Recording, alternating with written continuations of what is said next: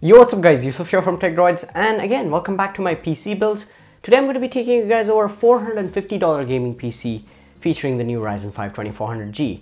Now I'm making these APU builds because the PC master race or the PC market is skyrocketing in prices. You know, GPUs, RAM, and now even motherboards. So I'd say this is the right time. Things are, a little cheaper now.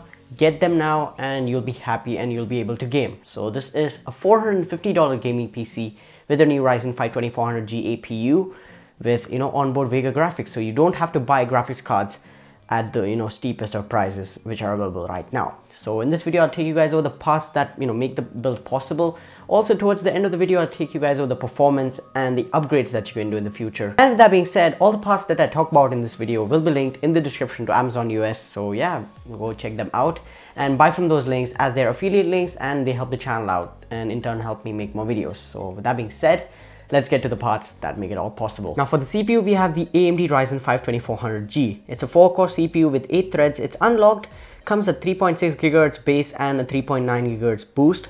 Also has 60 megabytes of cache and 65 watt TDP and comes with Vega 11 GPU on board. And that 11 stands for 11 compute units, and the GPU inside the CPU is clocked at 1200 MHz. This CPU retails for $169. Now to house this CPU, we have the Gigabyte GA8320M A motherboard, DDR4 4 slots, A320M chipset, HDMI, USB 3.1, M.2 for super fast storage, and a micro ATX form factor. So you're not paying a premium for small for only $69. This is a really good value for money motherboard, but there is a catch.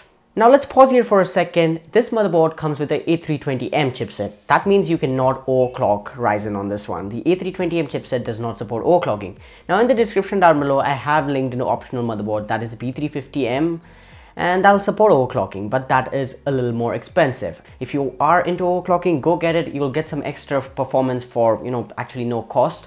But if you're fine with normal performance out of the box of the Ryzen 5 2400G, which I will take you guys over towards the end of the video, you should stick with the A320M motherboard and you'll have no problem. So with that being said, now let's move on to the other parts. For memory, we have two 4GB sticks of Patriot Signature at 2400 MHz. Yes, I'm finally getting dual channel memory in my build and it retails for $90. Now for storage, we have 1TB of WD Blue at 7200 RPM, 64 megabytes of cache and 3.5-inch form factor for only $47. So yeah, it's a pretty good hard drive, 7200 RPM, not the fastest in the world, but this hard drive should do the job for storing your games, your media, your movies, your files, whatever you want to do, it'll get the job done. And a terabyte of space for $47, really can't complain. It's very reliable and I always recommend it. Now to power this whole build up, we have the EVGA 400 watt BT. It's a 80 plus bronze certified power supply with 3 years of warranty for only $35, and 450 watts should be more than enough to power this build and also for some future upgrades which we'll talk about later on in this video.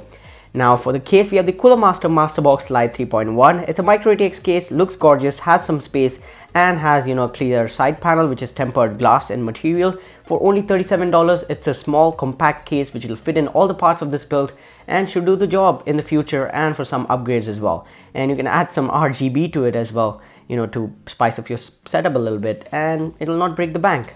And that kind of wraps it up for the parts list. Now let's talk about the performance. So the Ryzen 5 2400G comes with Vega 11 GPU on board, and this CPU is pretty capable, at least with dual channel memory. So you'll be able to play the modern AAA titles at 1080p low to medium settings and you should be able to get 60 FPS. And if you're an esports gamer, CSGO, Rocket League, Dota 2, League of Legends, World of Warcraft, Minecraft, all those sorts of titles, the last generation titles will do very well as well. 1080p medium to max settings and you should be getting 60 or 100 FPS in some cases. It's very capable and it should get the job done. And if you're into the new trend, Fortnite, PUBG, and also some other new games that are coming out, you'll be able to play them as well. Video editing is also possible and some light live streaming is also possible. So if you're into all that kind of stuff, surely go for this PC and it'll suffice your needs. Now talking about upgrades, RAM is upgradable as you have 4 slots in this motherboard. So you can add 8, 16 or whatever you want to. The motherboard supports up to 64 gigabytes. So yeah, add RAM to your heart's content, but it's expensive, so I'd say calm down a little bit. You can add a graphics card, which is very necessary in the future if you want to do anything more than 1080p medium settings. So if you want to get some really good frame rates and some really good quality, a RX 560, a 570 or a 580, GTX 1050 Ti or 1060 all these graphics cards will be very suitable. But they're very expensive right now, so I can't recommend any of these, but I'll try to link some optional GPUs that are in decent pricing, so you can look at them and see if you can buy them. And SSDs are something that you can upgrade to get some really good performance, make the responsiveness of the PC go to a next level. And all the parts that I spoke about and some optional parts are linked below in the description down below to Amazon US, and yeah, help me out by buying from those. Thank you guys for watching. Thumbs up will be appreciated if this video was helpful. Subscribe to the channel for more videos like this, and I'll talk to you guys in the next one. Thank you for watching, and peace.